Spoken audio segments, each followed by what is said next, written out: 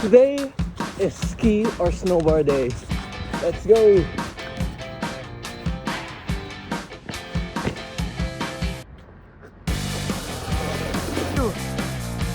Oh shit!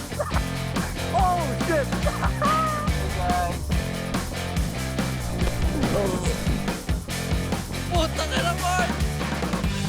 In this video, we're featuring the Barkada trip that probably should have stayed in the group chat, but thankfully, it didn't. You're doing it, man. You're doing it. Watch out!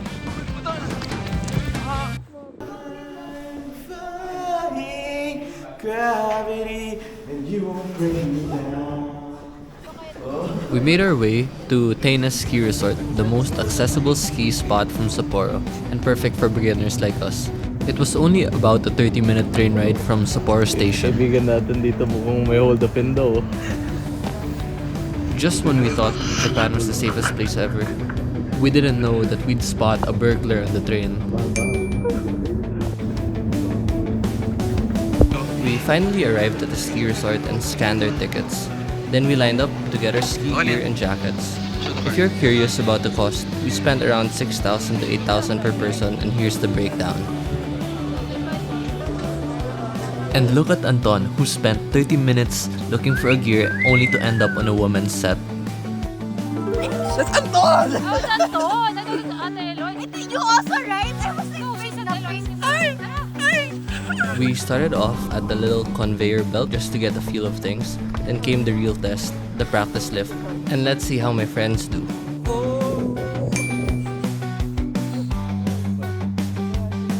Alas ka dyan, Renzo!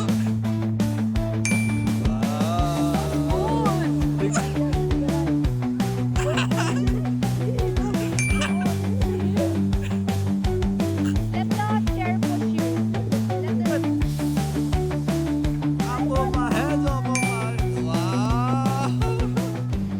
We were really starting to enjoy the practice runs, and surprisingly, most of us were getting the hang of it. Puta ka naman! I'm gonna wait for my... Show wakeboarder or a snowboarder? I don't know. None of us hired a coach, so if you're thinking of doing the same, our biggest tip is binge YouTube tutorials before your trip. Seriously, it makes a huge difference. Oh, sige, you follow me You catch it.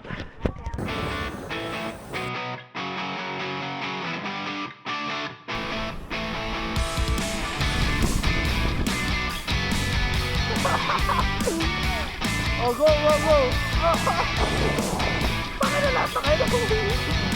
After a few runs and more than a few wipeouts in the practice area, most of us decided to be brave and head all the way to the top of the slope. We only had one day to do this, so it was now or never. Kanina pinagtatawanan nila ako sa pants ko. Ito nakigaya The minority kawawa eh. Tapos, sobrang tagal pumili, naabutan pa namin sa pila. Tapos tuwing may tatanggalin siya, ipapakain mo sa We're going hardest route, Teine. Let's go! Biro sa TikTok. When we finally made it to the top, nerves started kicking in. So of course, we needed a little hype. So Anton does this thing where he asks people random questions just to try to hype them. Slope are you riding today? Double black diamonds, aka most difficult. Ako din ako sa terrain park. Terrain park, yeah. So like, oh, Rod, what you doing? I'm gonna hit the ramp, bruh. Mike. I'm excited! Let's go! What? I'm just chilling. Just chilling. Anna. I'm excited. B. Say something to the camera. No! So cold.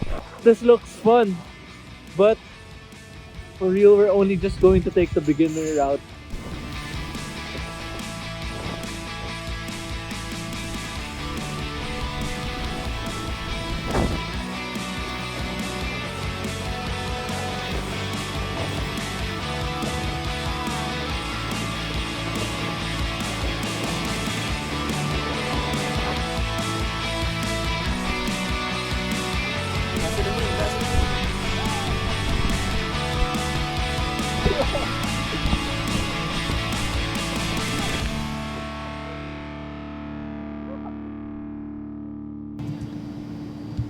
I didn't really know how to end this vlog, so we're closing it here at the resort cafe, enjoying the view and making sure Anton's time-lapse doesn't go to waste.